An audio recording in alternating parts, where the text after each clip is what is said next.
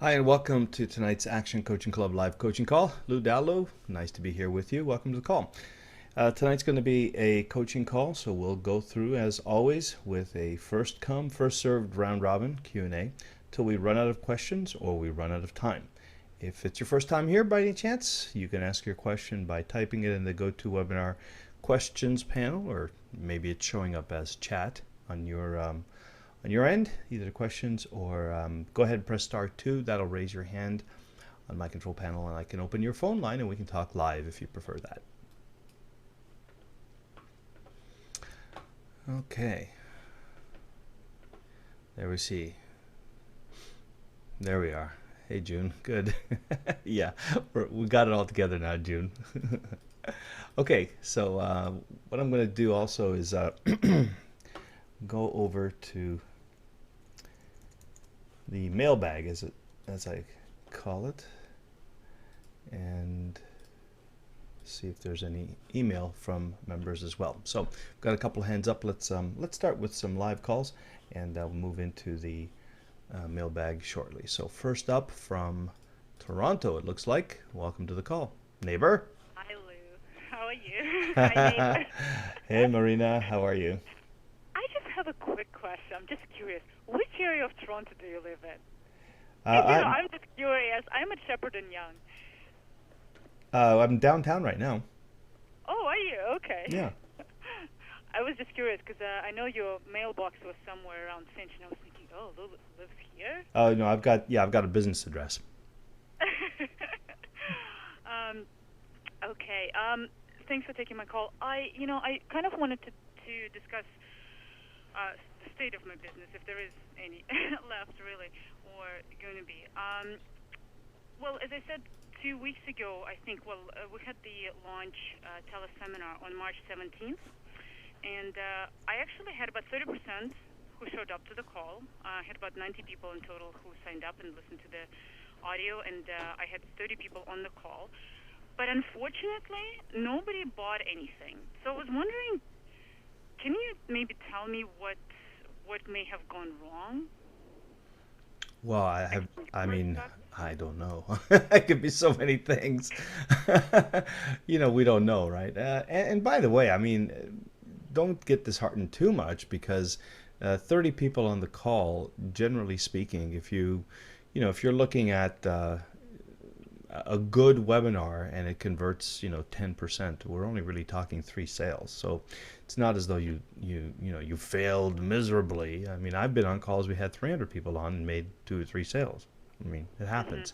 It does happen sometimes, right? So um, and it's hard to say, Marina. It may be the wrong people on the call. It may be the presentation wasn't relevant. It may be the offer wasn't good. It may Mhm. be the price was too high. It may be any number of reasons. Really hard to diagnose, just kind of out of the blue. Well, I am. I wonder how, like, because there are so many variables like that. I I'm kind of not sure where to turn to change things around because yeah, I we're kind of lost.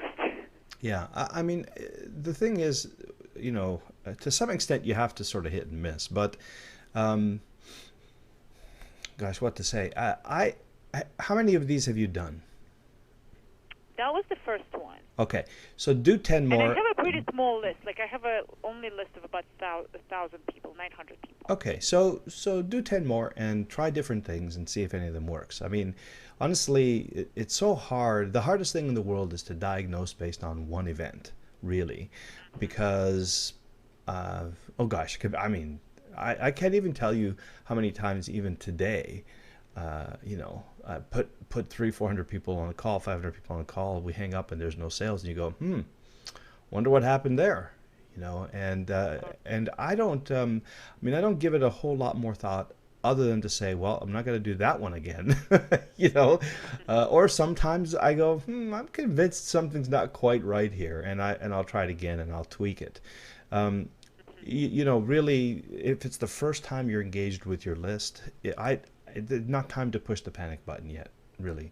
um, So you're suggesting 10 more launches and then call it quits? well, Well, did you run it as a launch or did you run it as an event, like just a teleseminar, or did you do the whole, 3-4 calls before the pre-launch, the follow-up? What did you do? Well, yes, there was definitely follow-up. What I did, because doing the video launch was a little bit beyond me. Um, the, just shooting 5-minute video took me like 3 hours, so we decided to do it via email. So Mm-hmm. we sent 3 emails over the course of 3 weeks to drive people to the opt-in page. Three And emails over 3 weeks? well, in addition to the weekly newsletter that I sent, Uh-huh. so it was like every Tuesday for 3 weeks. So there was a kind of email saying there is this happening and it's going to address this topic, blah blah blah. Check it out. View a quick look at the quick video, and sign up. So based on that, we had 90 people, and I had some people from my meetup as well sign up. So the total was about 90 people. Okay. Well, I don't think that that's necessarily. Uh, Actually, I'm surprised you had as many as 90 people when you describe it that way, because um, here's the thing about events that I found is if you tell people too far in advance, they don't. It doesn't really register with them. They don't necessarily remember. They don't necessarily show up, and there's a whole bunch of reasons that we typically like to keep everything within a week if possible. Now, in your market, I don't know if that's necessarily a good thing or bad thing, because it's not people who are necessarily online every day. So probably, do you know with what frequency people actually read your email? Are they reading it once a week, do you think, or are they online every day? What? I have about 30% open rate and about 10-15% click-through rate Okay, on so those. 30% open rate on each of the 3 emails? Oh, on those ones, you know what? Don't remember. I think the 30% on the first one, and then it went kind of down from there. Then it went kind of down. Okay. So, so 3 weeks ago, somebody signs up for a conference call, and the fact that you got 30% of those people who sign up to show up is actually pretty good. Because in my experience, unless I remind them 3 times before the call, I don't even get 30% to show up. Now, again, Well, there were reminders. So the call was on Thursday, and the reminders went out on Monday, Tuesday, Wednesday, Thursday, and I sent them a little worksheet on Thursday. So I told them, look out for the worksheet, and then they okay, there so were follow-ups for those so people in before coaching the calls. so before the event, you had 2 or 3 emails and reminders. So it's not just one email a week every Tuesday for 3 weeks then. No, the promotional emails were 3 emails over a course of 3 weeks, and then the reminders were every day prior to so 4 or 5, because on the same day I sent out 2, so in a few hours, and then we're starting in an hour. Oh, okay, good. Well, all right. So I consider those promotional as well. But okay, gotcha. Oh, okay. No, that's good because I was going to say, I'm surprised you had that many to show up. Normally, I have to work a lot harder than that. So, Oh, okay, no. so I mean, I did have those like in the week of the teleseminar. Like okay, I did have okay, those. perfect. Gotcha. Okay, so you ran it good. You ran it like a regular teleseminar event, and then the follow up. What did you do on the follow up? On the follow-up, I sent 2 more follow-ups. So I think it was the the audio is posted. That was like the next day or the day after. I think I sent it out on the Friday, on the Saturday, and then there was a Monday reminder and a Tuesday reminder that that we're closing down. So a Monday reminder, Tuesday reminder. So you only had 48 hours after the event where you No, were. the event was on Thursday, so Friday, Saturday, Sunday, Monday, and on Tuesday we said we're closing. Okay, so you had like a Thursday. 4 day after the event follow up. Okay, and was Yeah. there a replay with the event, or did you did? No, I mean I posted the audio of it to Okay, listen to, but it wasn't like another scheduled replay. right. Okay, but when you during those 4 days after the live event, there was a replay for people to go to. Yes. Yes, yes. Okay. Okay. Well, so from that point of view, from the logistics, the mechanics, seems like you've got it down pretty good. right? So that part of it is probably okay, and the numbers that you're telling me are much more in line with what I would expect having done all those things. That's why earlier I was saying, wow, if you got those numbers, that's pretty good. But you're doing about right. So you're getting, out of the 100 people, 30 people showed up with the reminder, and then you did the follow up. So if the mechanics are okay and you're getting pretty good open rates, you're getting pretty good show up rates, and you're getting pretty good attendance rates. I mean, so now the question is, how two things. Number one, what's the offer? Number two, how good a job does the presentation, the main part of it, do in creating the desire? First of all, is it relevant, the offer? And secondly, how good a job does the content do for creating the desire for the offer? Hmm. What's your assessment of that? I think I did I can't say a crappy job. I think I did an okay job, but not a relevant job. Okay. I think what happened was that when we created the opt-in, we didn't have the sales letter ready. Mm-hmm. And when I was creating the sales letter, the relevancy between the content provided on the promised and then therefore provided in the teleseminar did not link direct. Like, it was relevant, sort of in a roundabout way, but it wasn't exactly the offer type of thing. And I also think that none of those people were actually have ever bought anything from us before. Mm-hmm. So I wonder if that's anything to do with it, because we haven't really. That's kind of the first offer that I've really done. It was $4.95, like $3.95, because I offered kind of like the $100 discount. So I wonder if it's anything to do with that. Yeah, it could be. I mean, if you do a good job of giving them something that they need and building the value for it, it's not usually the case. And let me ask you, is your marketplace accustomed to doing business online? I mean, are they pretty internet savvy, e-commerce savvy people? I don't know how to find that out. Well, I'm not sure. I don't. who's I your don't have. what? Tell me who your avatar is. My avatar are people who are looking for a corporate job, who have about over 2 to 7 years of experience, and their target income is between, say, $45 to $70,000. Okay. Well, that's reasonable to assume that most people in that demographic have made a purchase online somewhere, and they're Oh, okay. yeah. I mean, that's not like a over 60 and retired kind of that demographic. They're not as e-commerce friendly.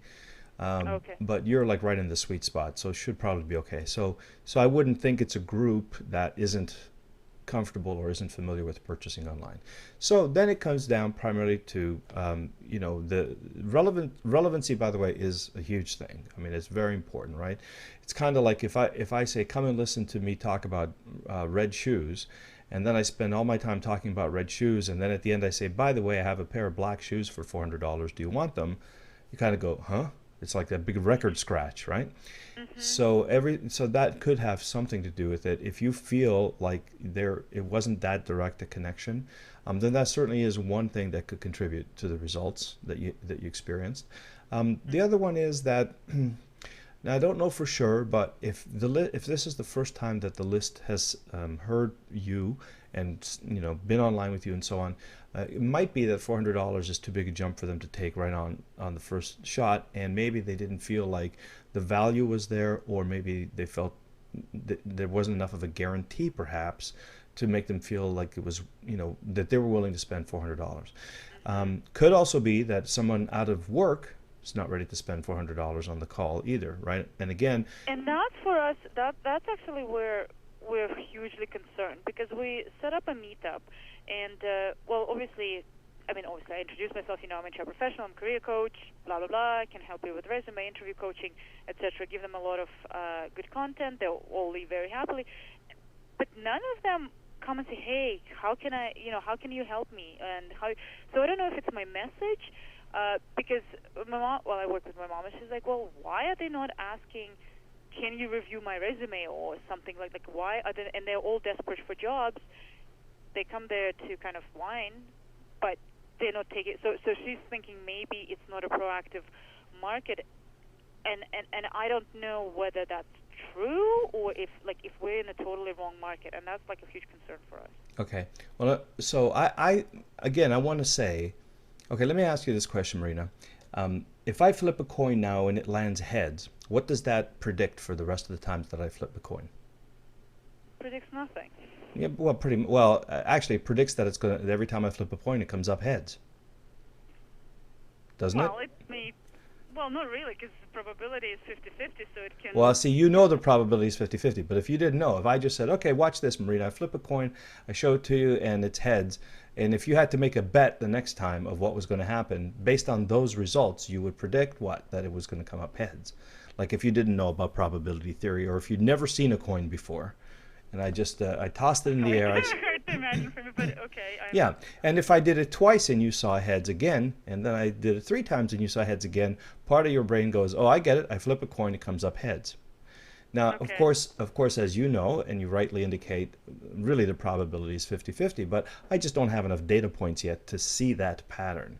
And so I'm going to suggest that I've sensed you talk about this hesitation about whether this is the right market or not for a long time.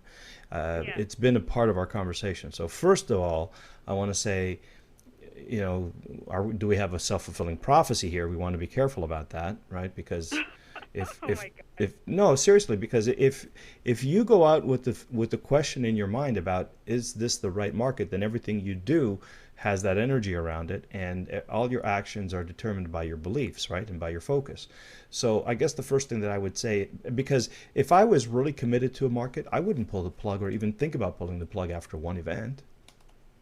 No, it's not the one event. We're just concerned that I think it's our marketing message personally, because I know that when we were doing the PPC for this promotion, and that was a big mistake. I spent like $1,200 on MSN, and it was cost us like $10 per lead. Like that was in the States because it's expensive keywords.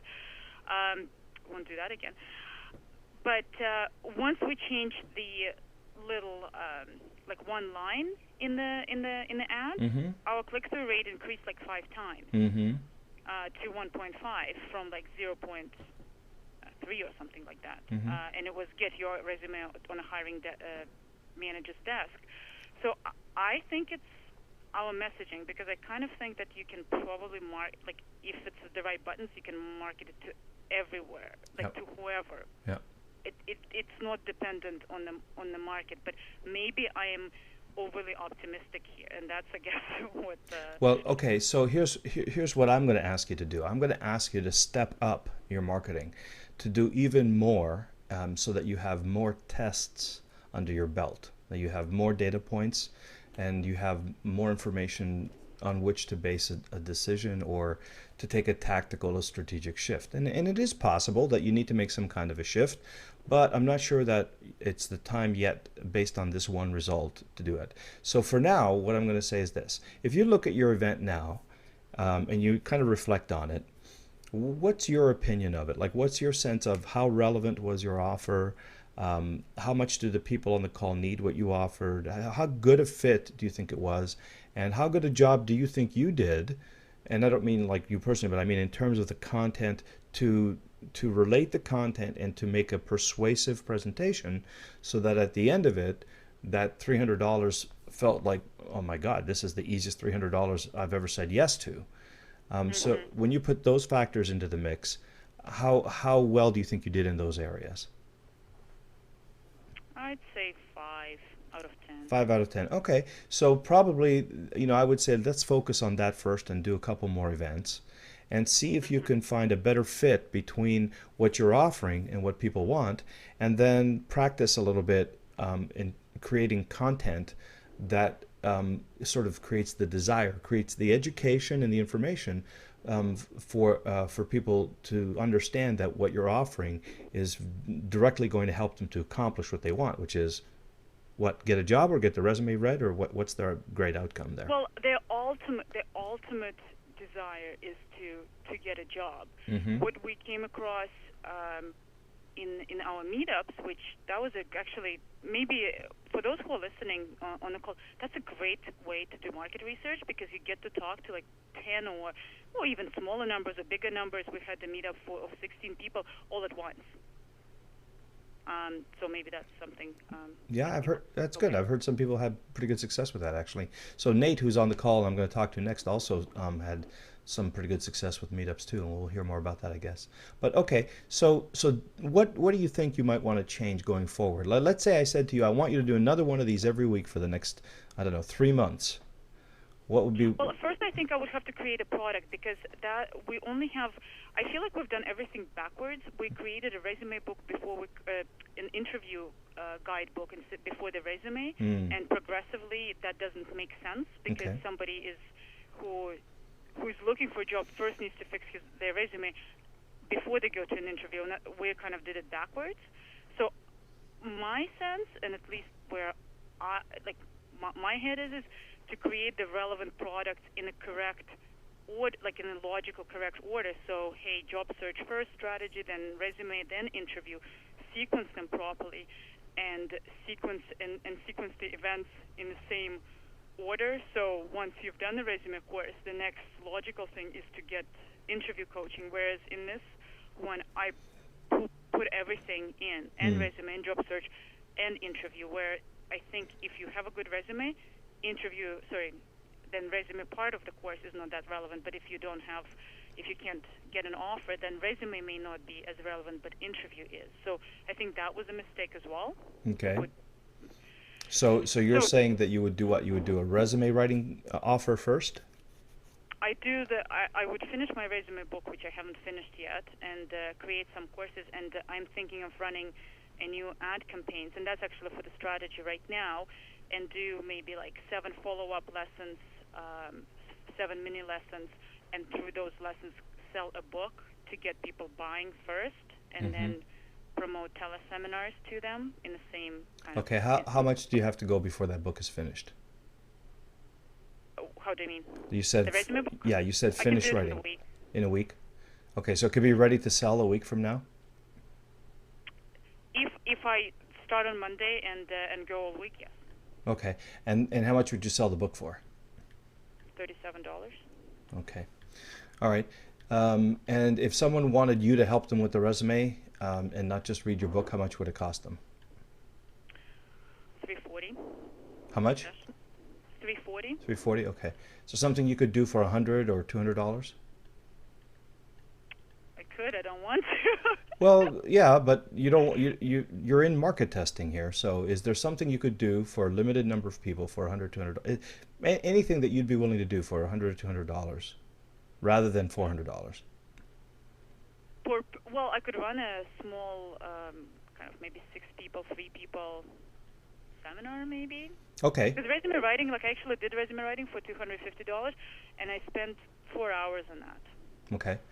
So here's an interesting idea. So you have this book for $37, but if people wanted help to write theirs, so you wouldn't do it for them directly, but you could put 6 or 12 people in a group and help them write their own resumes over the course of a week for $200 each, maybe $150 each. That would work, yes. Okay. So what I said $340 if it's one person per 1 hour. Yeah, right. Well, and in the back of my mind, what I'm wanting to do is I want to reduce the friction I want to test whether people are willing to buy something. Before I test the price point, I want to see if I can just get them to pull out their credit cards. That's the first thing I want to prove to myself. And so I want to make it as easy as possible to buy something. So, selling a $400 service, you have to put a lot of value behind it before people do that. Selling $37, not pretty almost like an impulse buy, and selling between $97 and $197 is where I'd like to be in my tests to prove it. So what I'm thinking, and the reason I'm asking these questions is, if you could write that book and make it available, actually the first thing you could do is invite people to a class where you teach them how to write a resume, and sell the book as an upsell to that class. In other words, as they're signing up, you could say, by the way, here's the book that this teleseminar is based on. If you want a copy of it, it's normally $37. If you buy it before the event, it's now $27 or something, right? So the seminar would be free. So the seminar would Yeah, be the seminar's still free. And you're going to sort of teach them the guidelines and give them an overview of the book and give them steps 1, 2, and 3. And then you could say, obviously we have only an hour, but if you want to know in depth how to do all this for yourself, then we're offering the book, at a 30% discount. You can pick it up for $27 because you're on the call. You can get it for $27 instead of $37, which is what you would pay if you bought it any other day. And so that's just to see if you can reduce the friction of the price. Now, if they say yes to that, then there's an opportunity on before you process the transaction. Well, actually, let them buy the book first, and then on the thank you page, you can say, "Hey, thanks for the book. Here's the download and this and that." And by the way, a lot of people who buy the book find that it helps them to get some guidance, not to be left on their own, because even though we tell you everything that you need to do, sometimes, accountability, sometimes people don't do it because they get stuck somewhere, and it's always nice to have a coach help them write that ultimate resume. And, so we're going to have a small group, and you could make it even just 5 people to start with, 6 people. We're going to have a group of only 5 or 6 people. It starts, next week. And if you want to be in this group, normally if you hired me to do this for you, it'd be $300, $400, whatever. In this group format, you get the same benefit of having me coach you, and you have the group to learn with, and you're paying a fraction of the price. If you want, that's still available. There's still seats available. We would normally charge $197 for that, but because you're doing it now, you can get it for $97, right? So you've created about $127, $137 worth of income. Which is not necessarily where you want to be, and you could move to where you want to be later, but you're proving to yourself, number one, they're willing to buy. Number two, how much are they willing to invest in? Number three, do they prefer products versus services? Right? And so that would be an interesting thing to test, right? And just see how that works out. And what you want is for that webinar that you do, or the webinar, teleconference, whatever it is, to basically teach them what's in the book, so that they're going to want what's in the book. And because that's what sells the book. When you see somebody go on TV, these movie stars, they talk about their movies, they show the movie, and then you go home, I want to go watch the movie. Same kind of thing. You want to give them the content, you want to help them out, and then you want to say, well, look, this obviously is an educational kind of format, but if you want to do this, if you really, and you give them your information, give them the tips and all the rest of it, and it's going to be natural. People are going to want to buy the book if you've done a good job of that, and if they need that information. And then when they buy the book, then now you've proven their customers, and it's a great time, since they've got their credit cards out anyway, to let them know about this really cool way to make sure. And you can tell them, if you've been looking for a job for a long time and you're just not getting any interviews, and you're sick of that and you really want to get working again, one of the best, smartest things you can do is get someone to help you to write these things, because you can do it on your own, but it's always great to have a seasoned professional looking it over, reviewing you, and coaching you. Now, you don't have to, I don't have the time to do one-on-one calls, and you may not want to spend $500 to do one-on-one calls. So I've created this cool little format where I can serve a group of people, everybody wins. And and you'll find out whether or not they're interested in that, because if they're not interested in paying $97 for that, it's going to be hard to sell it to them for $400. Now, here's the other thing that happens when they're in the group. Then you can be thinking about, once they learned to write this resume, and they've worked with you, and they enjoy working with you, and they kind of see the benefit of doing that, it's a natural time to say, all right, you've got this resume now, and so now what you need is a good job searching strategy, good personal presentation strategy. You need a little bit of networking, and you need some access, and you tell them all the benefits of working with you, and then offer that group the ability to work with you, not at your normal rate of $500, but at $250 for a limited number of hours. Okay, and so you escort them into the next logical place that they want to be in terms of job hunting. So in the end, those who go through the whole process will pay you about $500, except they're paying for it a little bit at a time, and they're getting incrementally more value as they go. Plus, they get a lot more exposure to you and to your content. And so, it gives you an idea if you're on track, and it gives them an opportunity to test you out first without having to fork over $400. Well, what do you think about writing the book and then creating a miniature sort of video course that is sitting in a membership area that is for like $97? Yeah, that could work as well. I like the idea of doing it live just because I want to talk to people and find out what their problems Okay. are. So I think that that might be a good thing to move towards. Mhm. Once you prove that the concept works and the sales are there, and that you've had a chance to engage and talk with like live customers, because I think that's a real valuable bit of information. So I would recommend you start off that way, and then yeah, over time it'd be great to have something that they can just go to digitally, so they're paying $97 and it doesn't take any of your time at all. But initially, I Mhm. think there's great value in doing the coaching. Okay. All right.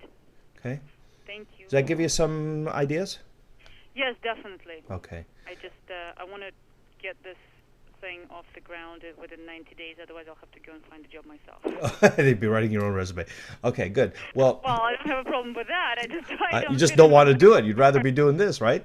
exactly. I know. I hear you. So here's the thing, Marina. If you are literally giving yourself 90 days, then do a lot of testing. Like do a lot of calls, a lot of events, a lot of coaching, a lot of offers, as many as you can, because you'll see different results with the more work you do, the more engaged you are.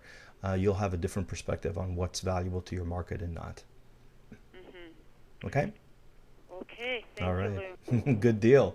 Good luck with that, and come back and let us know how it goes. I will. All Thanks so much. right. Okay, neighbor. Talk to you soon. Bye.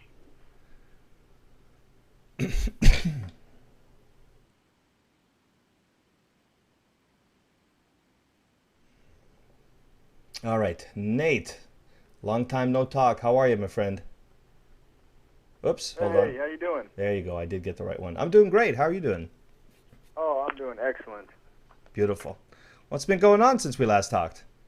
Oh man, 1,000 things. I've been wanting to get on a bunch of times, but I started hosting marketing classes every Thursday night, right when this goes on. Dude, what's that all about?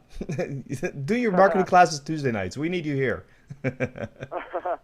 So, yeah, I created a marketing group called Marketing Success, Yep. step-by-step methods to marketing and selling online.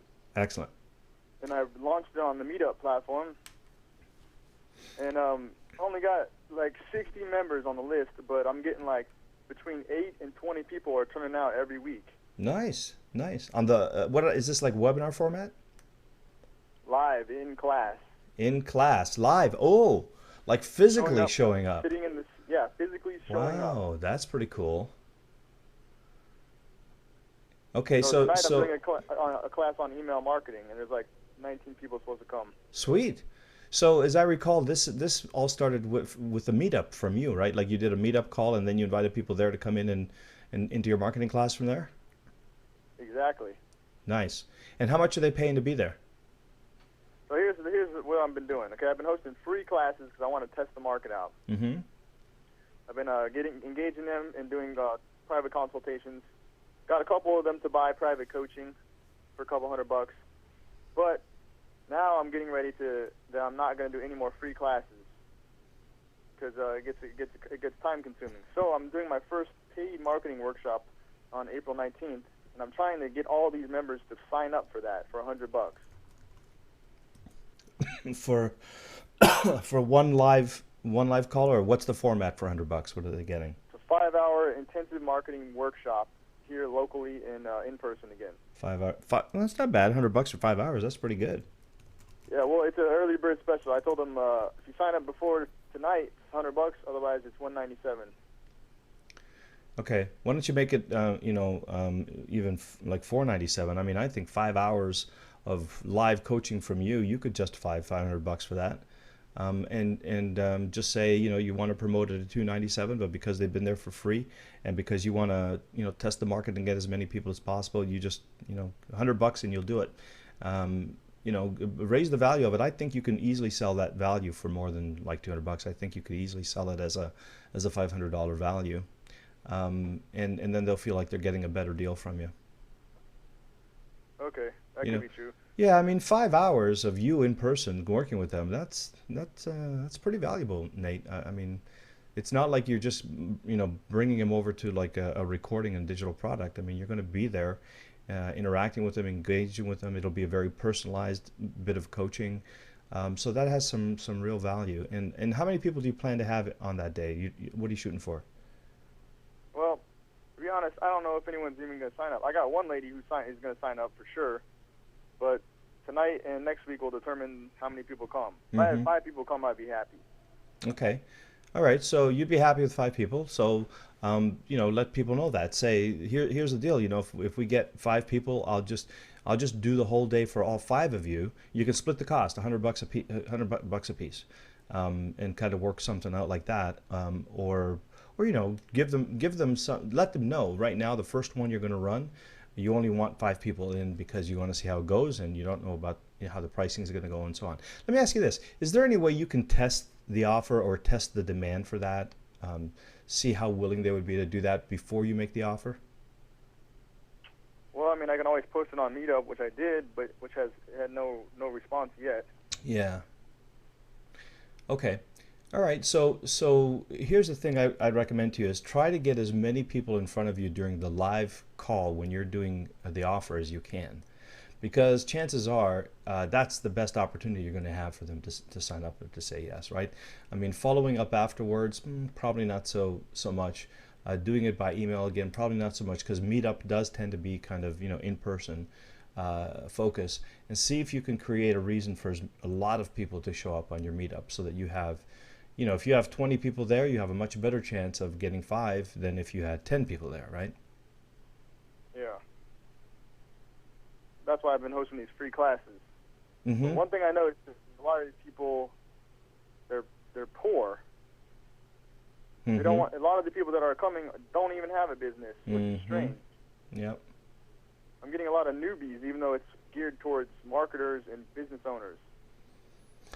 Well, newbies is not a bad thing, but newbies without money is not a good thing either. So, well, when we first talked, remember we talked about this, and I said my impression, I don't know because I haven't been to a meetup myself. And by the way, if you don't know what a meetup is, I put it up on the screen here for you. Basically, it's just a networking. It's a social site where people connect for the purpose of creating in-person meetings in their local area with people. Hey, pull up my meetup group. With people of like interests. So, for example, if you're interested in marketing, Nate has a marketing thing. If you're local and nearby to where Nate is, you can get together and meet up with him and other people. How do I find it, Nate? All you do is search for marketing in Tempe, Arizona. TEMPE. The cool thing about Meetup is it's so easy to get #1 rankings on there. Is this one here, Email Marketing 101? Yep, that's the class I'm hosting tonight. Okay, at 7 p.m. Oh, okay. Then you're going to have to do that pretty soon, I guess. Yeah. Okay, good. Right, so here's how you create a meetup, and you invite people, and hopefully a whole bunch show in. Now, I don't. Can you market to anybody, or do you just hope that they see this ad and then they show up? The only way is if they search and find it, or I can just promote the link to Meetup. Can you promote the link to Meetup, or to your list you're talking about? No, there's no sponsored sections.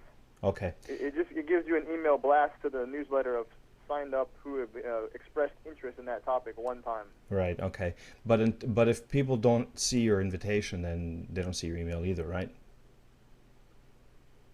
Right. Yeah. Okay. Okay. So here's my sense of from the limited amount of experience that I have. Well, actually, no experience that I have with this, other than to talking to my friends to friends of mine who do like to go to these meetup things, is that I don't get the sense from talking to them that there's a lot of commerce that goes on in the calls themselves.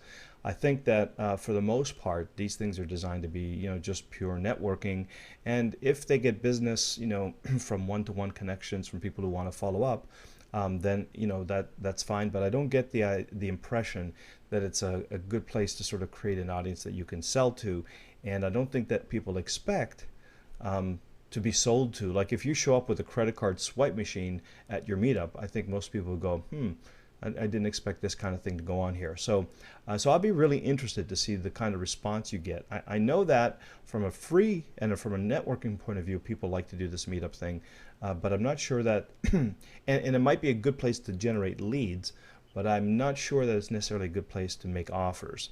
And so you'll find that out soon enough, I guess, and you'll let us know. but I think the what I would recommend more than anything is that you try to get as many people to show up as possible to the live event. Now, for the people who did show up to the live event, do you have their email addresses, like the ones that have shown up before to the live events?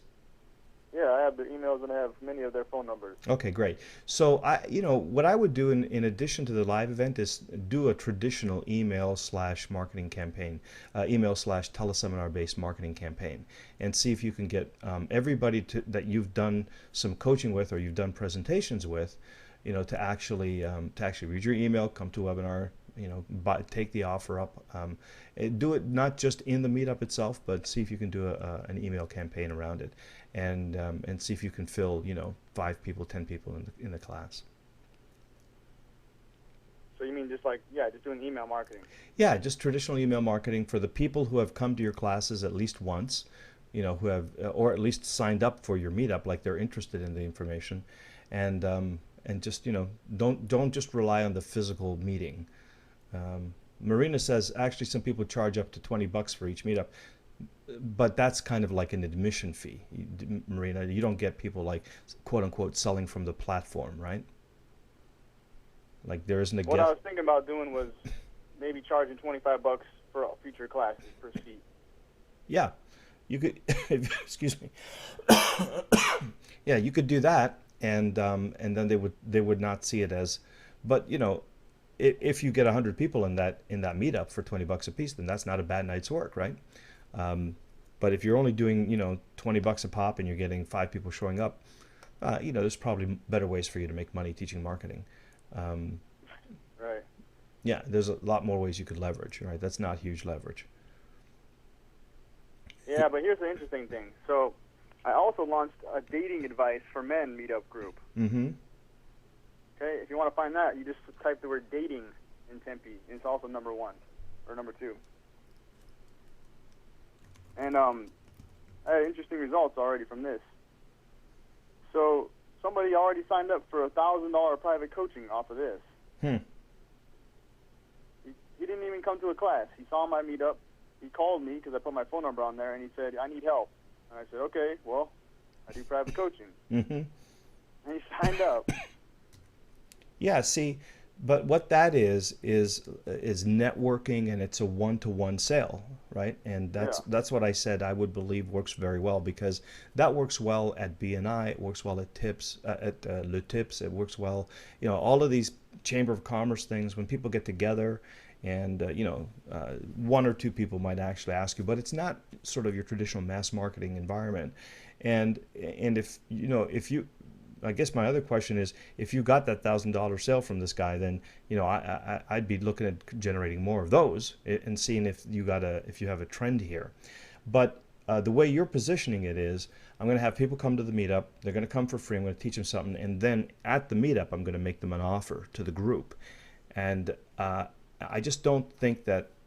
I could be wrong. You'll tell me after you do it, but just don't think that that's the way it's designed to work.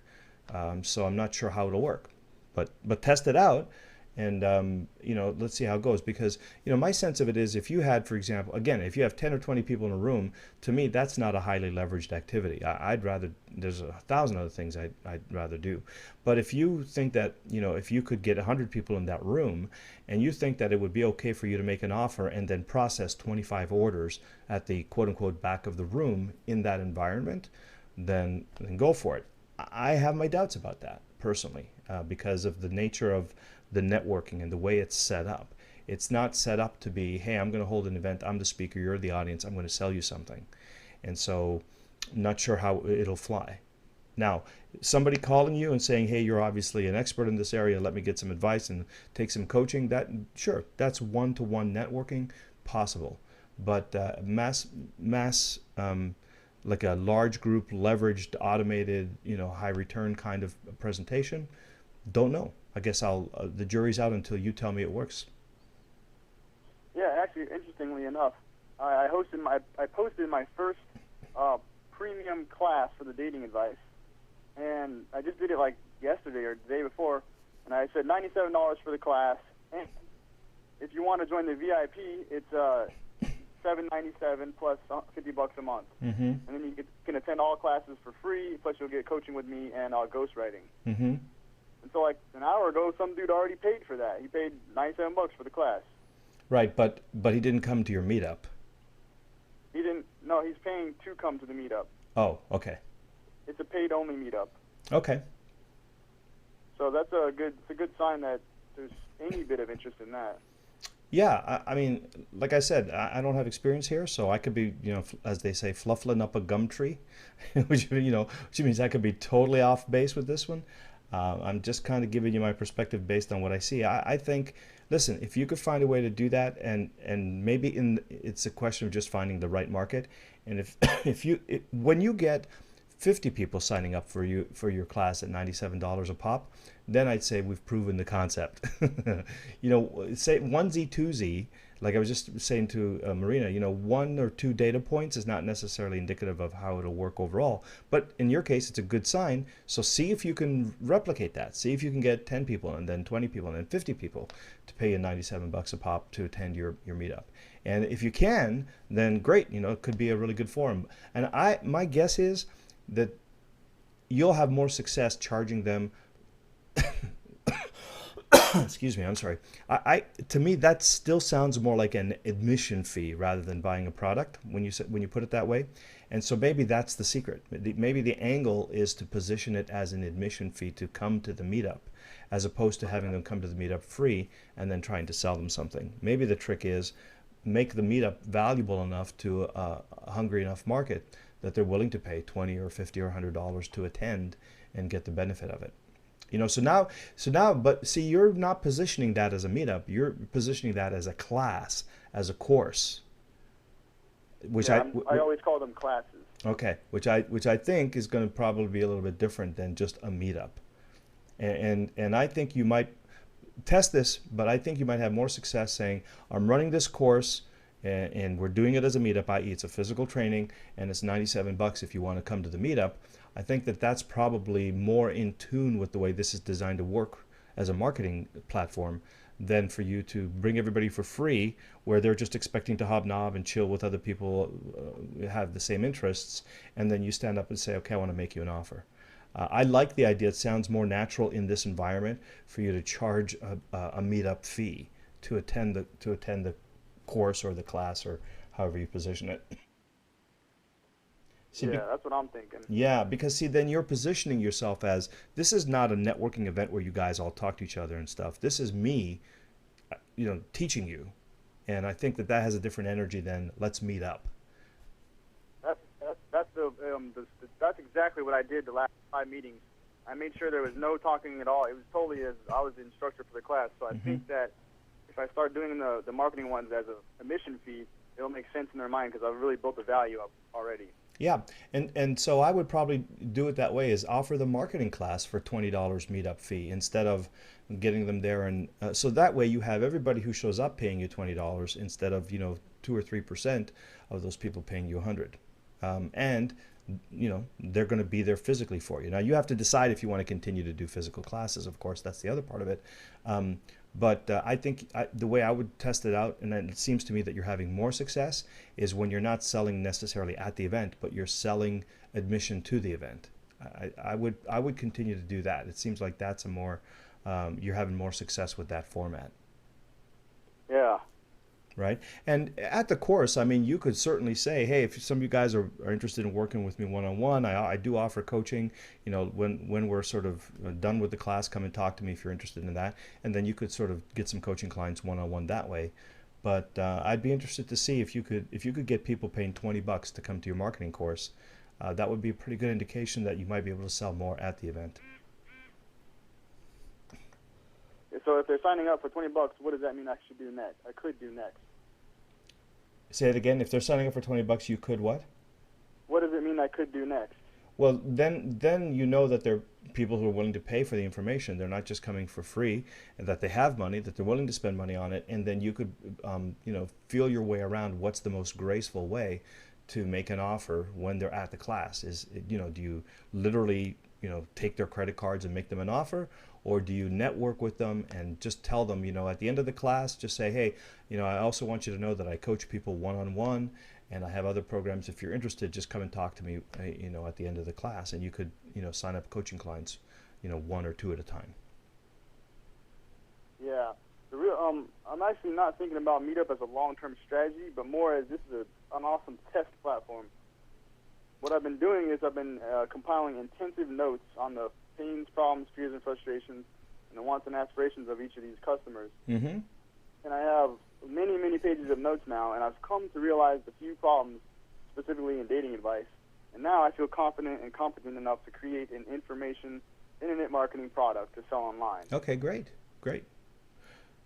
Yeah, I mean, for that, it's clearly a great platform. But then that's like a forum, and so instead of an online forum, you have a physical forum, and it's a great way to get in touch with your folks. For that purpose, it might be fantastic. Yeah, because they're there ostensibly to talk specifically about that topic. So good, Yeah. good. That sounds reasonable to me. Again, if it'd be nicer if you could get 100 people to show up at that meetup instead of 5 or 10, right? That's even more information and more confirmation that the demand is there.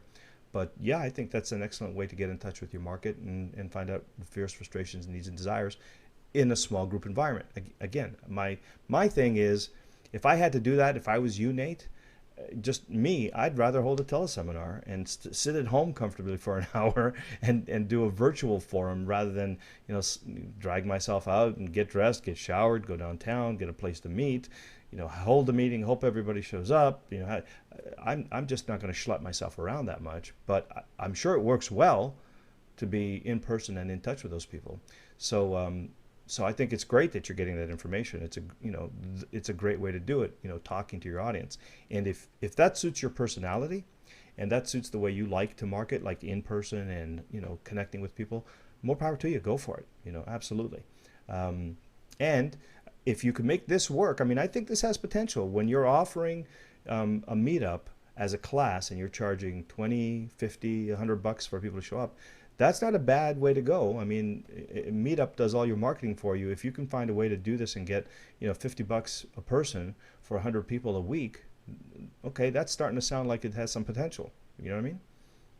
Yeah, I'm thinking that what I want to do is advertise these classes completely outside of the Meetup platform and actually really take it seriously. Yeah. But I want to, like you said, I want to do the Guru Blueprint model first. Which is what in your mind? What is that, the Guru Blueprint model? Well, the niche consultation, getting paid to do your research, and then getting an offer based on what they say. Gotcha. Perfect. From that point of view, I think this will serve you well. In which case, get as many people to show up live as possible. Yeah, that's the only reason I've been hosting free classes up front. Right. Good. So, hey, listen, test it all, man. I think you're doing great. What I'm going to encourage you to do is, ramp it up so that you get good numbers. Like instead of dealing with 5 and 10, see if you can prove to yourself that, you can get 100 or 150 people involved in any one of your classes. I think that'd be pretty good. And then if you could get them to actually pay $20 to $50 to show up, that's an even better indication. And get them on your list. And I would probably, once they're on my list, I would do more traditional marketing to them, email marketing, webinar marketing, that kind of thing. But as a lead generator, if you're only going to get 5 names every time you show up at a meetup, to me that sounds like a lot of work. Yeah, it's a lot of work for the low response. It is. Yeah. So maybe you're just in the early days. Just see if you can ramp it up, though. So to get 100 people, that's going to definitely require some external advertising. Well, maybe, but if you can find a way to do it with Meetup, I think that's great. But I guess what I'm saying is, if you are not getting, if you don't find a way to do that, then this is costing you more than external advertising in opportunity cost and time. I'd rather spend $100 on Facebook, and get 20, 30 people on my list than to run a month's worth of free meetups where I'm getting 5 people to show up at each one. Now let me ask you a quick question about advertising on personal sites.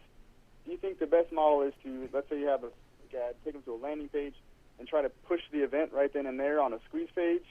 Or somehow opt them in and try to market them through the email, or some combination of the both? Yeah, I mean, I think I would probably test it, of course, right? That's the real answer, is to try both and test it. But intuitively, or what we've seen work best, is when you give somebody like a really, good piece of advice or a tip, and you teach them something that they probably didn't know, and then say, hey, there's like a whole lot more of this if you opt in. Um, because then you'll have all the time in the world to email them, to build a relationship, to invite them to as many events as possible. And normally, if you're on target with what your customer needs are, and you teach them something that's really going to help them and valuable that they may not have heard of before, they'll at least give you a name and an email address, and that is going to probably increase the likelihood that you'll sell to them, if not now, somewhere down the road. So normally I wouldn't promote the event right away. I would give them something that they can really use and that they're likely looking for, and get their name and email address. And from that point on, you can do whatever you want. Oh, okay. Yeah, I could just give them a free report or something. Yeah, give them a free report, give them a tip, give them a couple of videos. I mean, anything that's going to help them get closer to where they want to be, and in a way that they may not have heard of before, so that they ascribe a certain amount of authority to you. And then once you have their email address, I mean, even on the thank you page, after you opt them in, you can make an offer for an event or for a product or something like that. But don't do that at the expense of capturing the name and email address. You have better long-term possibility of making a sale with someone if you have more opportunity to teach them, to market to them, to email to them, that kind of thing. It's a lot easier to do than to try to make that happen on the first visit from a cold lead. Yeah, you're totally right. That makes sense. I'm glad we agree. Well, yeah, I'm getting ready here just to go ahead and take this off a Meetup and really test it on Facebook. I think that's going to be a good platform to test on. Yeah. Well, keep testing and see how it goes. I mean, I think you've got some traction, but I'd like to see you now be able to convert that into numbers, because I'm seeing some good, it's headed in the right direction, but as a marketing platform, I still think you need to, if you can find a way to multiply the attendance and the interest, and so on, then I think Meetup can serve you well, even as a marketing platform. But otherwise, I would guide you back over to Facebook now that you've got a good sense of what everybody wants. Okay, cool. Yeah. All right. Well, let me know how many people come to your class. Your $100 a day class. All right. All right. Good luck. You got any tips on selling live events? Something I haven't done too much of. All right. Well, I think I've got a bunch of people more with their hands up, Nate. So I'm gonna have to call this a wrap for tonight. But come on back next Thursday and let's talk some more. All right. All right, my man. Good luck, and thanks for checking back in. Thanks. All right. Bye. Bye-bye.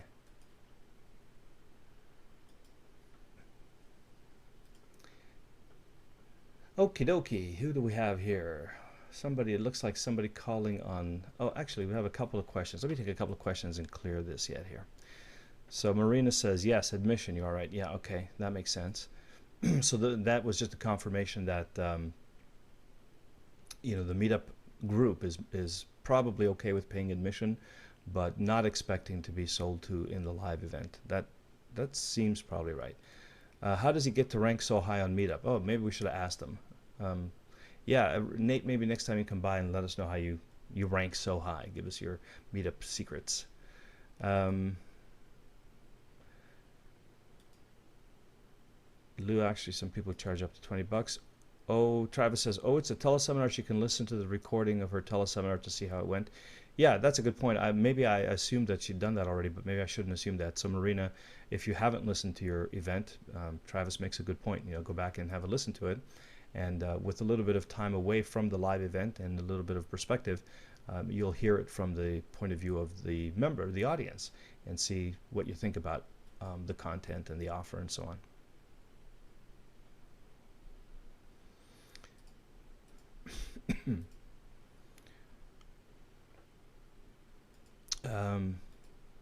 So Brian is asking me something. I don't know if I have the answer to this, but anyway, let's see. Given the Google update crackdown on duplicate content, okay, I'm not aware that they've cracked down on duplicate content. I think what they have quote unquote cracked down on is content farms, and and it's not about the duplicate content, Brian, in my opinion. If I'm thinking about the same thing as you, it's about unique and what's the word I'm looking for? Content that's not designed strictly for the purposes of optimizing SEO results, like articles. A lot of article farms, a lot of content farms, things like eHow and WikiHow and all those things. Some of them that they determine to have actual value and unique content they like, and the ones that look like they're just a bunch of people writing articles to attract the search engines so they can make money on advertising. I think that's the model that they're going after. I don't know that that would be considered duplicate content. And specifically in terms of Google, we're talking duplicate content has a very specific meaning, right? And it's not about your content showing up on a lot of different pages so much as it is on your own page. And that goes back to some time ago, spammers and stuff used to make these doorway pages, and they used to create these sites where if they wanted to optimize for a keyword, they would have the same page appear 100 times on their site, kind of thing. So that's kind of where the Google and duplicate content sort of showed up. Today, when we're talking about duplicate content, it's not so much about the content being duplicated, because that's what the internet is all about, right? I mean, people duplicate contents, they embed video, they have aggregator sites, they have article directories, they have databases, all this kind of thing, news sites. It's all about duplicating content. But in that press releases, somebody picks up a press release, you could have your press release syndicated over 1,000 sites. Well, so Google's going to penalize that? They're not going to penalize that, because that's the way the web works. But if that's all your site does, then all things being equal, if there's an article on your site which has nothing but syndicated content, and there's an article on a blog which has a whole bunch of unique and relevant and authoritative content, then Google is going to reward and display the one that they consider to be more unique and valuable and relevant, because they feel that that's a better experience for the user, right? So when you say duplicate content, like really be sure that what you're talking about is in terms of penalizing. Google doesn't like you to have duplicate content on your site. Now, when sometimes people say, well, you're going to want to create an article and it has to be like 20% different on your blog than in the database and all that stuff. Well, that's not, again, because of duplicate content. It's just that you don't necessarily want to be seen as a syndication site. And so you want to have unique content on your blog that's a little bit different from everything else that you syndicate, so that you are perceived to have unique, authoritative, relevant content that nobody else has. And so it's not about duplication of content, it's about relevance, value, and uniqueness of content, because Google wants to display the most authoritative, unique content possible to the reader. Okay, now let me read the rest of your question. Maybe you've answered all of this. So how do you decide if you should approve or disapprove when someone posts a full blog post on your blog, which helps with the content but might be duplicate to their own blog? So how would they do that, Brian? How would they be guest bloggers for you, or why would somebody post a full blog post on your blog? That sounds really unusual. And tell me a situation when that might happen. And then the other thing is, how do I tell if it's unique or to just a blog post that they're reusing and I can legitimately edit in terms of shortening to solve this concern? Okay, so you seem to have a unique scenario, Brian. Tell me more about why would this happen to you? Like, why would people be putting entire blog posts on your blog? What's your model for that? Are you encouraging that? Are you inviting guest bloggers? Are people spamming you? Like, that's not normally the way. On your blog, normally you put the content and other people just put a comment. And so normally this wouldn't be an issue. So maybe you can help me understand how this happens to you.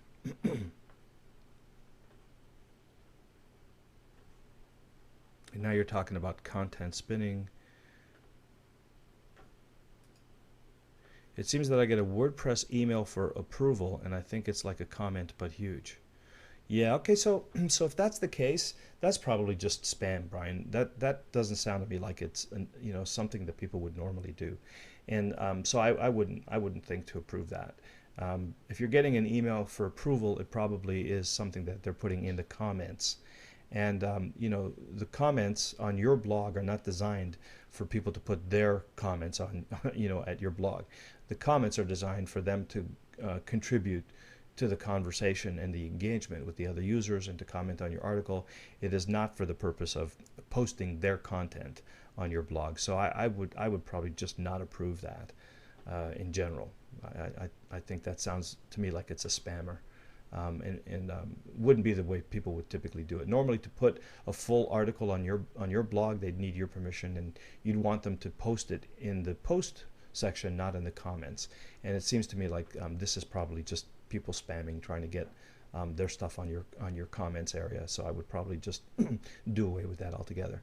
Again, look, this is your house, right? Your blog is your house, and your guests have to behave the way you want them to. And normally on a blog, the way you want guests to contribute, and it's this kind of, there's etiquette involved here. And if somebody's trying to post an entire blog in your comment section, they're violating etiquette, and I would kick them out of the house. Is kind of the way I look at it. Okay, so that's what I would say to that. If you can't spend time trying to figure out whether people are, spinning or not spinning or whatever their content. You just don't want their content on your blog unless you intentionally request it or invite them to do it. And that's what I would say in that area. Okay, you're on Skype and you can't get Start 2 to work. Oh, okay. I wish there was an easy way for me to find you here.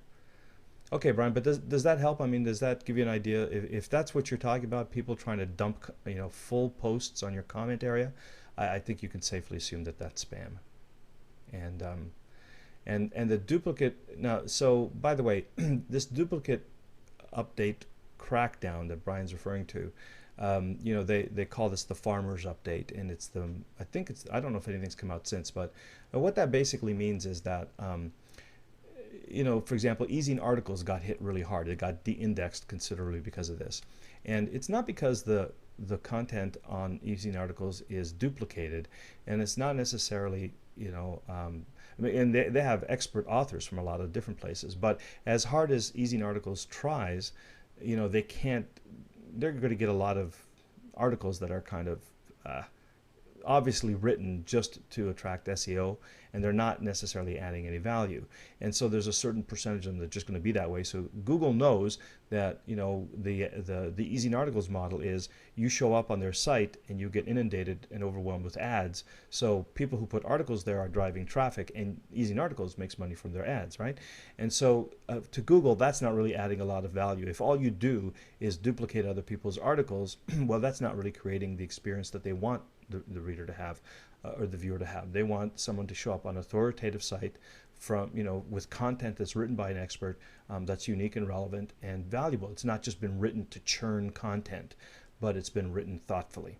And so I think that that's really the target of that recent update, more than it is duplicate content. But by definition, if somebody is just duplicating your content, if they have an aggregator site, then theoretically, all things being equal, if Google has to choose between the originator of the content and the syndicator of the content, they'll choose the originator.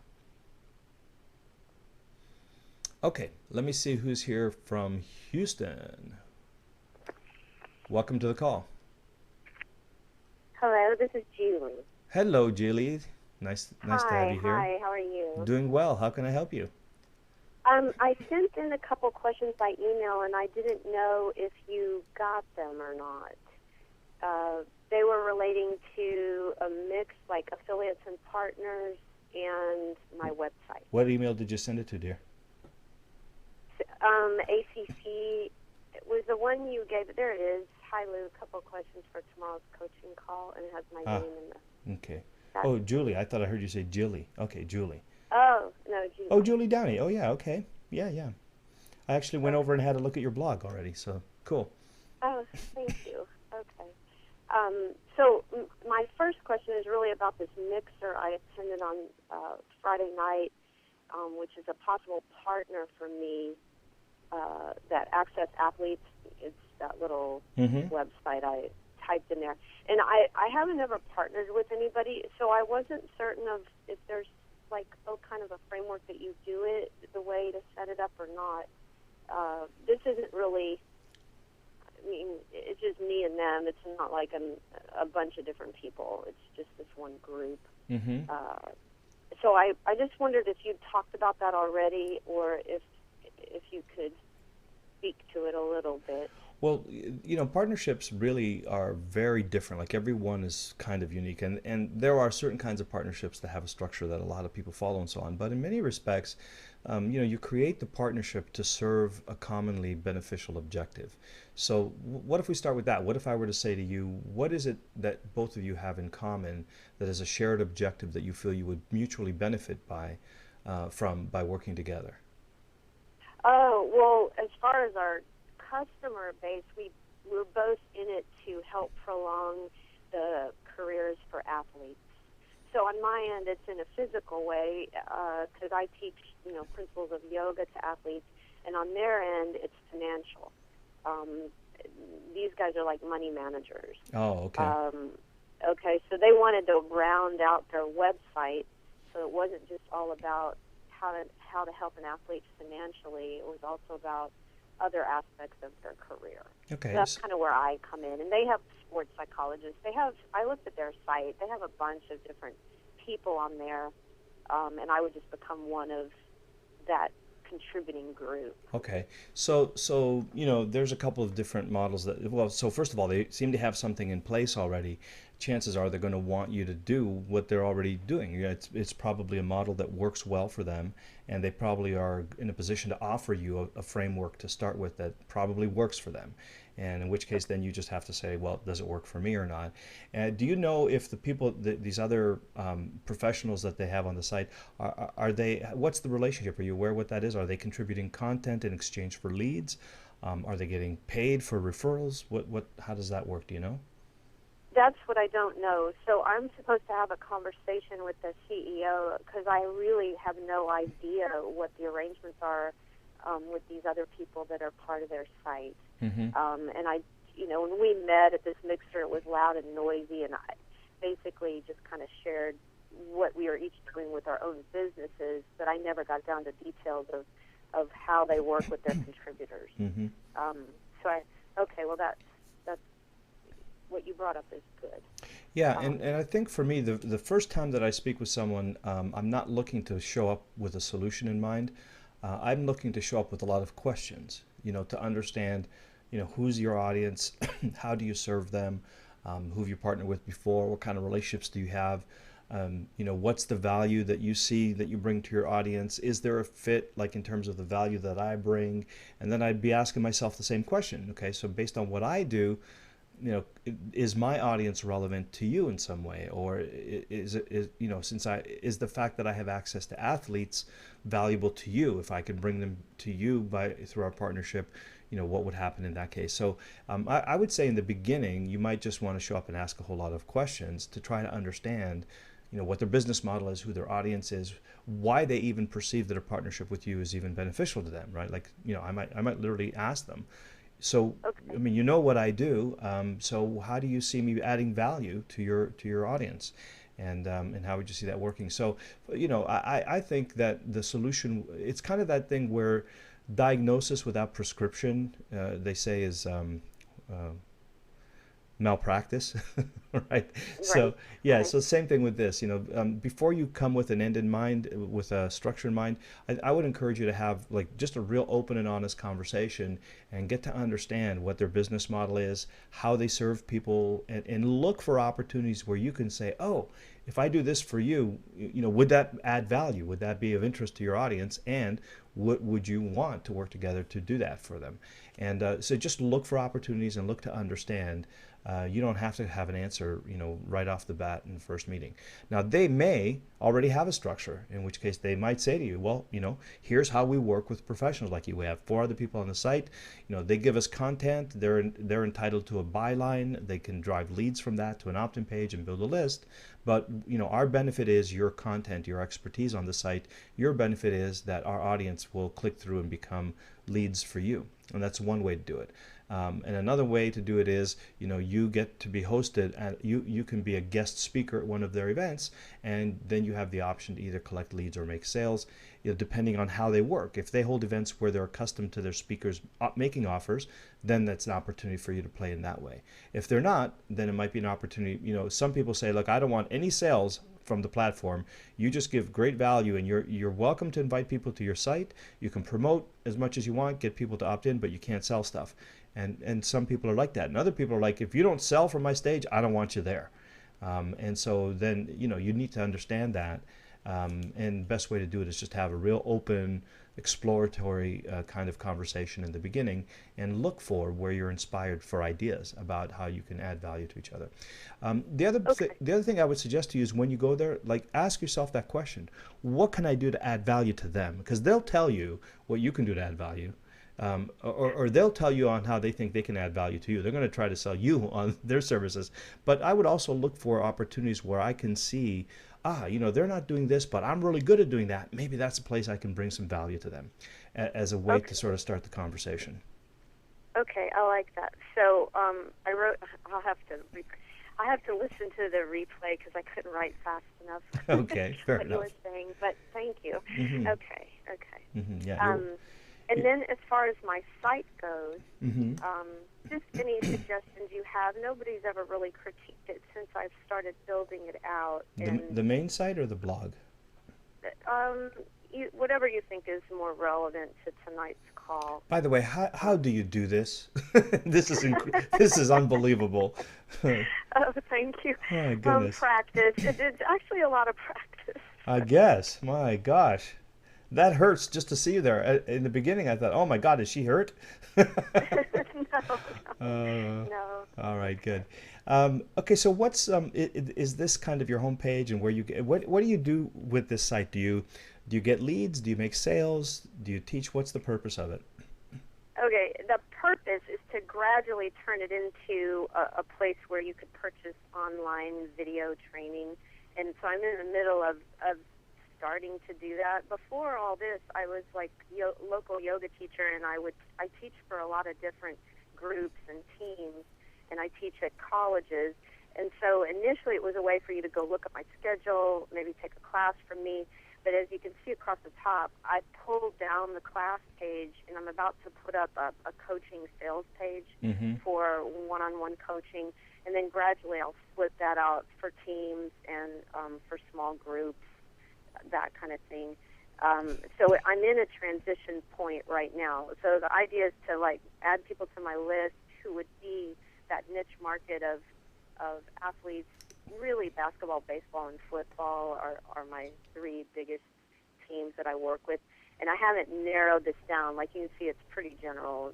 Just saying the word athletes, I think probably too general, not narrow enough. But that's where I am. It's like a turning point where I'm about to add a coaching page across the top, where you see blog and services and about.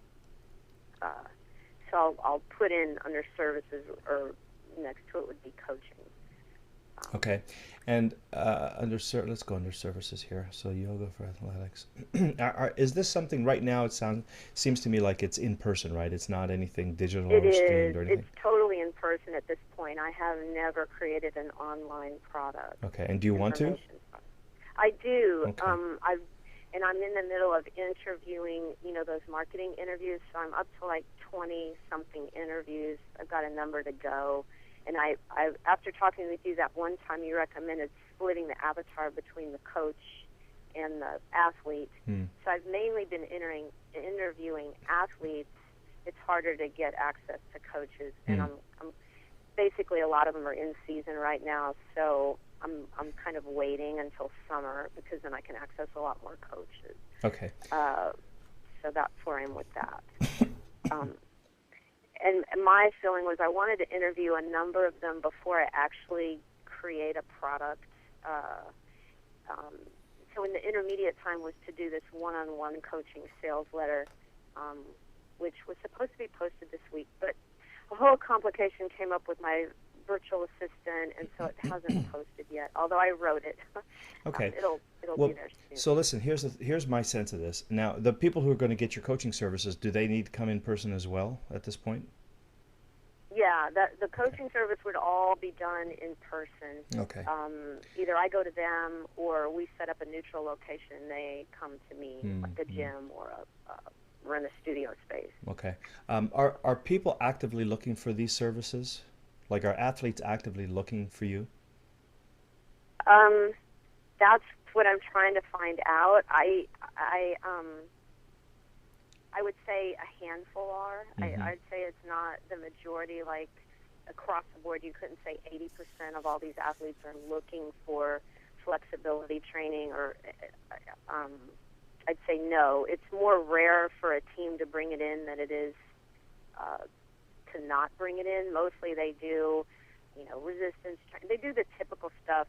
If you do a search, you won't see a ton of teams using yoga to help improve their performance. Yeah, some are. So that's the sense I'm getting from this. So we have a couple of challenges to think about. So one is you're limited by locality, by geography. That's one thing. And then the second one is that they're not necessarily looking for this, although when you show up, they kind of enjoy it, but they're not actively seeking it out. And so it becomes a challenge to bring enough leads to process into your practice. So there's two things to consider here. So one is you're going to have this landing page or sales page, which, for people who are interested, they're going to get hopefully enough information and then sign up.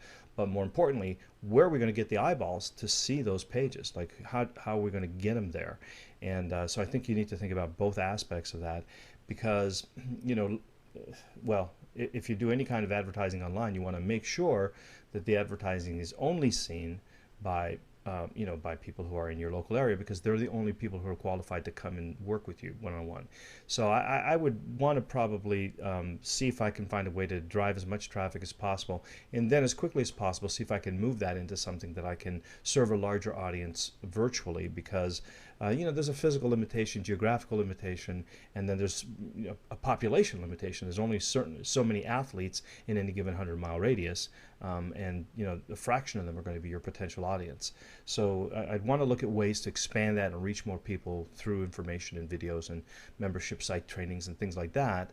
And I'd still be concerned specifically about this market, about whether that athlete is out there going, oh, wait, let me look for some yoga or flexibility, relaxation. So there's probably a couple of angles that you need to consider still. Here's what I do want you to think of though, as you're doing this. Did you hear the wagon wheel call, the web wagon wheel call we did? No, I haven't. So that's what I was wondering, which would be most pertinent to what I need to do, because I came in 2 weeks ago, so I'm a little lost in terms of which things I need to focus on to address what I need to do. Yeah, I think what I'd like you to understand is that model, and here I'm going to give it to you in a nutshell, but I'd encourage you to go in and look at the wagon wheel thing. And basically what we're saying is your blog is now going to be, actually I probably should do this. Do you want to look at my blog just to, I did. I have a ton of video on there. I didn't know if... Yeah, no, I saw it already. I think the tactical part doesn't concern me as much as the strategic part right now. So I want you to understand how you want to set these things up, because you're talking about adding a sales page to your website, and I'm going to share something with you that I think is going to take you in a slightly different direction. So you're going to have this blog here, and on here you're going to have article, and everything that is going to be designed to attract search engines and to show your authority. You can have videos here, you can have audio, this is all content, right? And of course there's going to be an opt-in page on here, naturally we want to do that, but fundamentally the blog, which is the hub of your website presence, is going to be all about content and authoritative information to establish you as someone who knows how to help athletes prevent injury through yoga. Okay, and then what you're going to do is, if you want to offer services, you're going to have a spoke, if you will. So this is the hub of the wagon wheel, this is the spoke, and then this is sort of the outside of your wagon wheel. And what's going to be in here, for example, might be an opt-in page.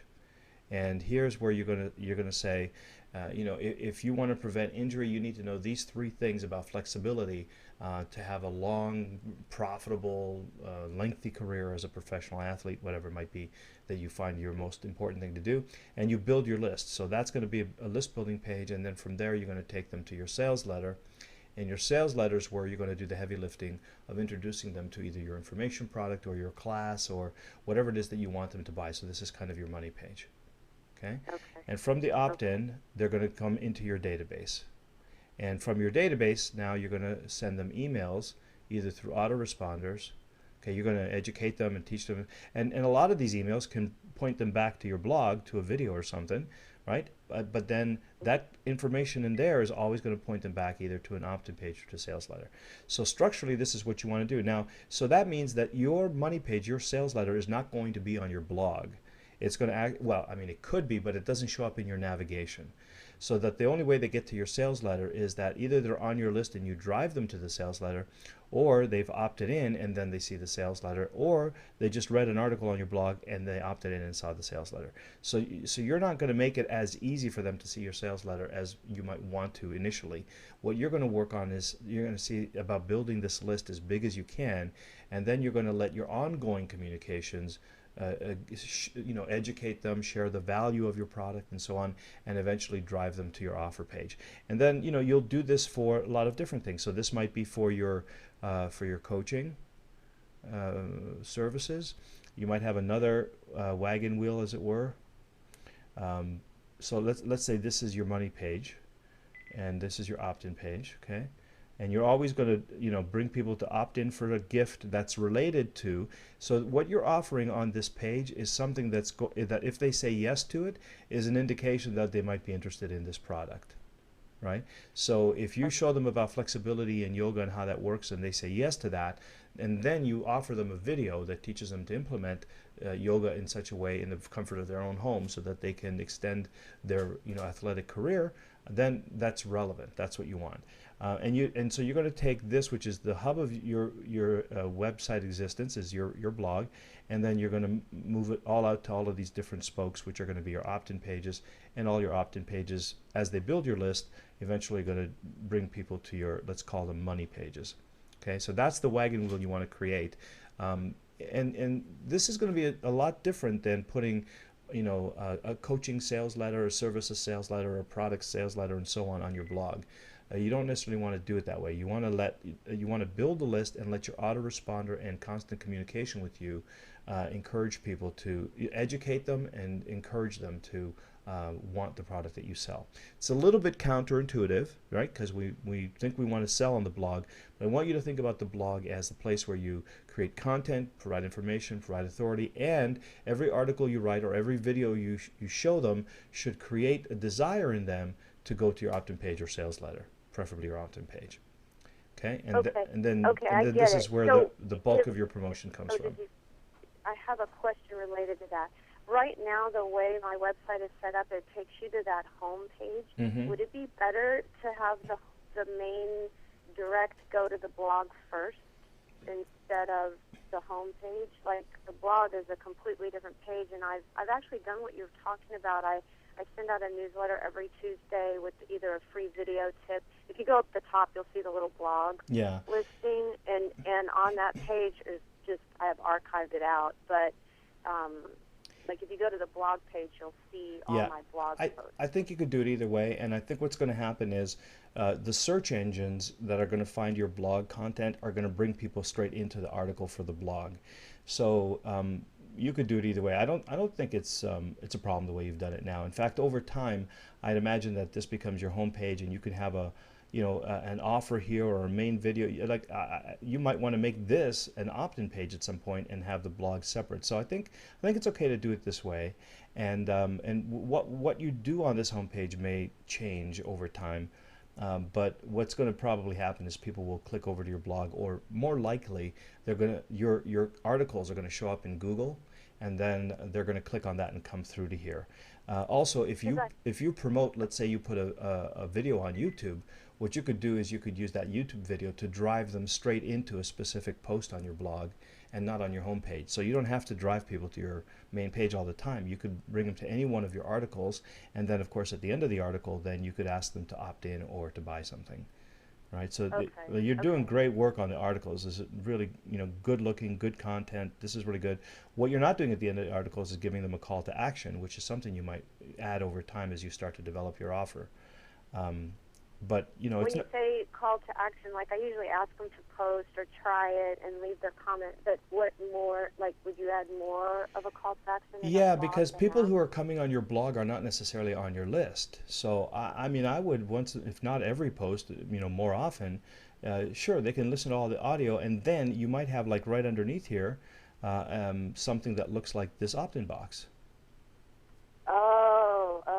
Okay. Right. Okay. So they've just read this great article. You get them engaged. You taught them something, and then you can say for great new tips like this, and to be notified as soon as they're available, opt in here.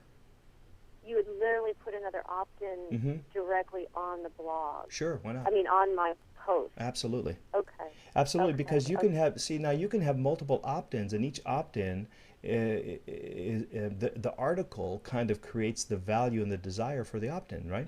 So every time they read a different article, they may want more information about something, and you can have, so for example, let's say that instead of writing one article for your blog post, you were to create a three-part series, and maybe even with some video. So your blog post reveals the first piece of the article, and then you could say, if you want like the entire sequence of this technique, opt in here and I'll email it to you, or I'll show you the video or something like that. So you can you can use your content very strategically to kind of tease them, if you will, into wanting the rest of the information that they just learned about. Okay, got it. And would you, in that case, quit having see how my sidebars have all this stuff? Would you make the blog totally plain and just put the opt-in below every couple of blog posts? Instead of, see how on the right-hand side it's got the archives and it's got an opt-in up at the top. No, I think it's okay, Julia, actually. I like it. It's pretty clean, so it's okay. And I think this one here is kind of weird to read about dynamic results. These are all my students. I actually did a study of 100 of my PE students, and I found out that I really did double their mobility, in a bunch of ways. And I proved it out. So these were the kids who were involved in my PE classes. And because it's a private university, I was really afraid to put their name and the fact that they were at this university, because there's all these privacy issues around that. Okay. So, okay, fair enough. But here's the thing, though. I think that's kind of cool, but the problem is that now you're asking me to opt in here and to click here. And if it's up to me, I'm going to click here and I won't opt in. Right? Most people, given the choice, they won't give you their name and email address. So these two are competing right now. And so what I think I would do is find a different place to put this, or maybe a little further down, so that it doesn't take away from, or just change this graphically so it really stands apart and gets the eye gravity towards this, and it doesn't compete with this click. Okay, so yeah, because this isn't really doing anything for you at this point. Somebody comes on the site and sees this testimonial, they think you're great, but so what? They're not on your list, right? So exactly. yeah. So I'd want to support this call to action as much as possible. The rest looks okay. This is kind of what people expect to see on the blog. I think that looks fine. Okay. All right. Well, thank you. I appreciate that, because I just had never had anybody critique it, and I had never considered the idea of putting that opt-in below a post. I like that. Yeah. So. Yeah, and that's going to help you think really strategically about your posts too. Okay, thank you. You're welcome. Thanks, Julie. You're welcome.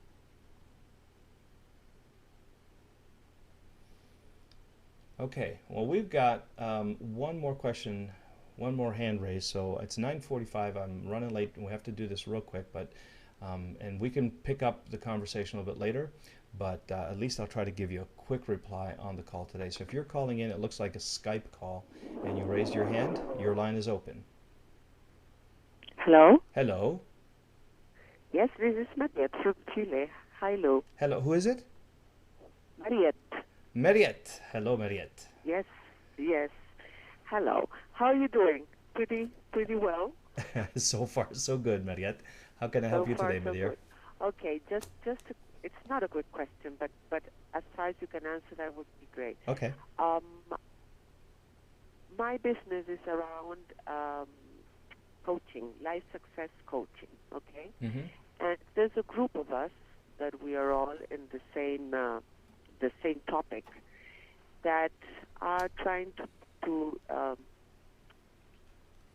put our efforts together to promote ourselves Mm-hmm. as life success consultants. So we have the idea to start a series or a series of interviews. Okay, so that one of us can be the host and then we interview the rest of us, and with some star and well-known people that would help us all. Also, my question is, how is all this stuff of the cost of setting up all this and the income generated? Because we are thinking of translating all these interviews into a product. It could be like a downloadable video series or whatever. How do you split the incomes? How those joint ventures are made? Yeah, okay, so this is not going to be a question I can answer really quickly because there's a lot of options here and I want to probably ask you more questions. But I'll tell you this. If you can be the promoter of the event and if you can own the copyrights and the intellectual property to all the material, then that's going to be the best way for you to do it. Because as soon as you get a lot of people involved and everybody wants a piece of the revenue and a piece of the property and everything else, it becomes a mess. So the first thing I would say to you is, if you want to be the person who runs the event, promotes the event, invites the speakers, that kind of thing, then you're going to be in a better position because then that belongs to you. And then what you could do is you could have everybody else, all the other speakers, they can promote the product through their affiliate links, and they will be paid a percentage. But when it comes, but you still own the basic content because. When you start giving the content to other people, then you dilute the power and the value of it, and it gets, especially, you might say, okay, everybody can do whatever they want with the content. Well, great, so everybody makes their own money off of the content, and that's fine, but the problem is then it's not unique. Everybody is promoting it. And then if you say, well, okay, we're all going to share in it, then that means, some people are going to promote very heavily, and some people are not going to promote at all, and the people who are promoting heavily are going to say, well, how come I'm getting an equal share? I'm bringing in all the money, right? So, there's what I would say is there's two easy ways to do this, and I don't know which one, if any, suits you better, but one is you hold the event, you own everything, and then you give people affiliate links, and the more stuff they sell, the more money they make. And then the other one is that everybody owns the content, and they could do whatever they want with it, and whatever they promote, whatever income they create belongs to them. Because don't even try to do royalties and cross ownership and who owns what percentage of content and all that kind of stuff. It will make you crazy. So I would say think about one of two ways. Either you promote it, you own the content, and people get paid for the leads that they bring you, or alternatively, everybody creates the product and everybody has 100% ownership and can do whatever they want with it. And start with one of those two models and see if one of those might work, and if not, maybe we can explore a little bit more on the next call. Do you think one of those options could work for you? What they had spoken about was the second alternative that I don't like, and I don't like because I think it's just like a mess. Because they're thinking about building a blog, a group blog. And have you worked with these people before? Have you done anything with them before? No, it's the first time. Yeah. So here's the thing. And let me tell you something, Lou. They don't have any experience at all in doing it. Okay, run, run. Okay, this is a disaster waiting to happen. Okay, here's the thing. If you and I met in a cafe for the very first time and I said, let's get married, I have the church ready, would you marry me? No, I won't. Yeah, and so what you're doing right now is you're getting married before you even met people. You know, they haven't got No, any but experience, they haven't done it before. They want to create this blog together. And just, you know what? Just run a seminar, run a couple of events and find out how you work together and what they know. You know, go slowly and then maybe you can work your way into the big event and big promotion. But you know what? Initially, it's okay if everybody owns a little piece of everything. Just understand what you want to get out of it and make sure you can, and keep your connections with them legally and financially, keep them separate. The more you can do that, then it doesn't matter what they do, right? And think of it this way, Mariette, if they have no experience and they have ownership of the product, what are they likely to do with the product? Probably nothing. And so nothing. Yeah. you will have a product, and if you market it successfully and you do well, then you have responsibility for it, and whatever you create, you keep. And that's the easiest thing to do, at least initially. Later, if you want to, you know, work with them a little bit more closely and it works out great, fine. But right now, the way that that's set up, if they don't have experience and they want to co-own and share everything, I would run like the devil from that. Yeah, the only thing we share is the same training. Let me, like the technical training, the training of the concept that we're going to talk about. But in terms of marketing and doing this stuff, nobody has any experience at all. Yeah, but who owns the event? God, everybody wants to own the event. Yeah, that sounds to me like a little bit of a recipe for disaster.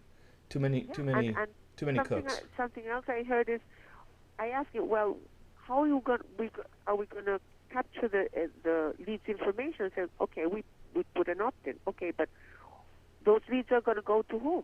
Right. Exactly. And, So and that was very confusing to me. I said, I'm going to ask Lou.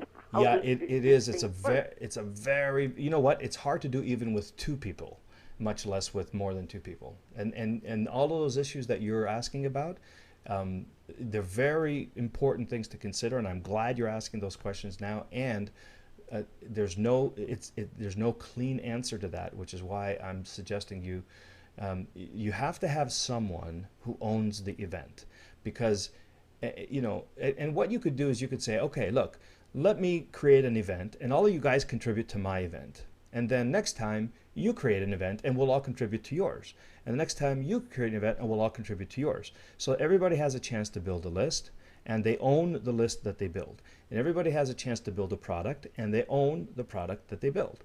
And now, it's okay if you say whatever we record at the event, everybody owns. So you have 100% rights to market my stuff, reproduce the event, make money from it, and I will have the same rights. If everybody owns everything, it's okay. But to share ownership gets really messy, and especially with a list, because think about the confusion from your audience point of view if all of a sudden, you know, 8 speakers, everybody on the panel starts emailing to that list. And let's say, that's my point.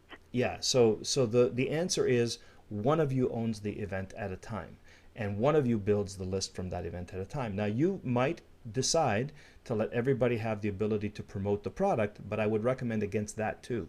The way I would do it is say, okay, this month it's my event, I build a list, you guys promote, I own the stuff, and you can promote it as my affiliates.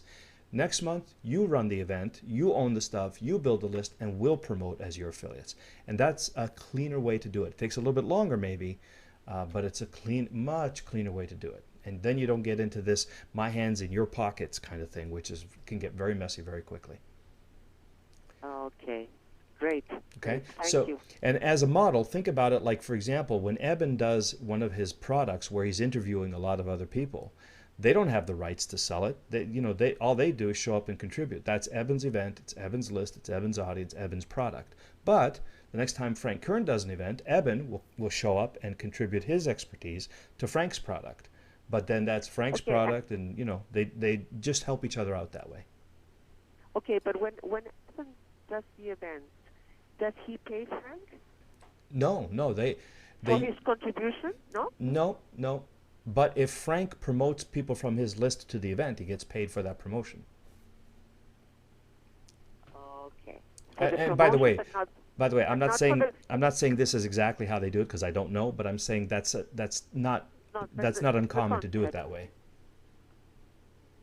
Okay. So for the contribution, they don't get paid, pay but for the promotion they do. Correct. Okay. Now, if you want, you can have them make an offer on their presentation, and then in which case they'll pay you, an affiliate fee. But for the event, whoever they bring to the event, if there's an event fee, for example, whoever they bring to the event, they get paid a portion of the fee. And if you are promoting on the call, then you split the sales on the call. But you own whoever the event promoter is owns the list and generally owns the product afterwards. Okay. Does that make sense? Okay, perfect. Yes. Yeah. Yes. Yeah. Yes. Good. I'm going to do like a mind map and probably send it to you via email. Yeah, you can send it. It would probably be next Thursday before I get a chance to look at it. But definitely do that. We'll definitely look at it again. Okay, And, thank you, Lou. and thank you very much. And thank you for asking that question, because I think you're going to be avoiding a big mess by asking that question now before you get into it. Really, really great question. Yes, and it all came up when you started discussing the meetup. I said, oh my God, this is... Yeah. Good. All right, Mariette, thank you. Okay, and Jeffrey, I think Jeffrey's gone. He had his hand up, but I'll answer your question real quick anyway. I'm looking for mail service providers, postal mail, that are mailing more than 10 million pieces of mail a year. Do you have any ideas on how to get these names and addresses? Gosh, I haven't done direct mail for a decade. Mail service providers. I don't, Jeffrey. I don't really know much about that market anymore because I'm so focused on the internet. But in the old days, we used to start with the standard rate and data service, the SRDS. I don't know if you've checked that out. Yeah, it's a good question. I don't think I have anybody on the top of my mind. Does anybody on this call do direct mail that can help Jeffrey with some resources, some referrals? People who mail more than 10 million pieces a year. So I'm guessing you're talking about the actual fulfillment / mailing house. So look up the standard rate and data service, Jeffrey. If you haven't already, that might be a reasonable place to start. And I think they have a site called srds.com, in fact. Okay, and then the other thing, I was thinking about it just now and it slipped my mind. The American Marketers Association, AMA. I don't know what their site is. American Marketers Association. And I don't know if this is their join the AMA. Yeah. So these guys do a lot of direct mail or teach about doing direct mail, and they might have some good resources and places for you to follow up on. I don't know if you need to be a member to take advantage of them, but I'm sure that they've got information and providers of those kinds of services. And I'm afraid those are the only two that I used to use the most actively, Jeffrey. I'm not sure if you already knew about them or not, but if not, hopefully they'll be helpful to you. Okay, awesome. So with that, I am going to have to call it a day. We have a few more questions, and I apologize, but I'm running very late already. And man, one of these days I'm going to stick to my 90 minutes, June, and you will get to go home on time. Sorry to keep you up late, and hopefully, I'll do all of the video for you, so you can rest easy on that. So thanks for coming on the call, everyone. It's fascinating. I'm noticing that we're getting a lot more coaching questions and so on. And the part of me, I'm wrestling with the idea of do we do more training or do we do more calls like this? And if you get an email that asks you that question and just says which do you want more of, would you please reply? Because I am sort of always thinking about the ways that I can best serve you. And if the training is most helpful, we'll do more of that. If the reviews are most helpful, we'll do more of that. And if these open coaching calls are most helpful, then we'll do more of that. Okay, so we do have some flexibility in terms of how we structure these calls. And please, when you see an email with a request for your input, take a couple seconds. I will make it as short and to the point as possible. It shouldn't take you more than 10-15 seconds, but that's really valuable input for me. Okay, and let me see. So Brian is saying nextmark.com. He thinks is a list source, but he hasn't used it. So Jeffrey, maybe that's another thing. Let me just point you over there. Nextmark.com. And There you go. So hopefully we've got 3 sources for you there. Thanks, Brian. And yeah, don't. And okay, so we'll talk again on Monday, and I'll let you know by email whether that's going to be training or coaching. I think we're about due for a training, and I've got a couple of ideas, so we'll probably do that, and then we'll do our next call on Thursday. If you can make the call live, great. If you want to email your questions, that hopefully I'll get to read some of them during the mailbag section of our call, then you can send that to lou.acc at powerupcoaching.com. Okay, so till then, thanks for being here. Because you're here, I get to do this work, which is fun and fulfilling for me. I appreciate you for that. Till we meet the next time, have a great night, have a great weekend. See you soon. Bye for now. Namaste.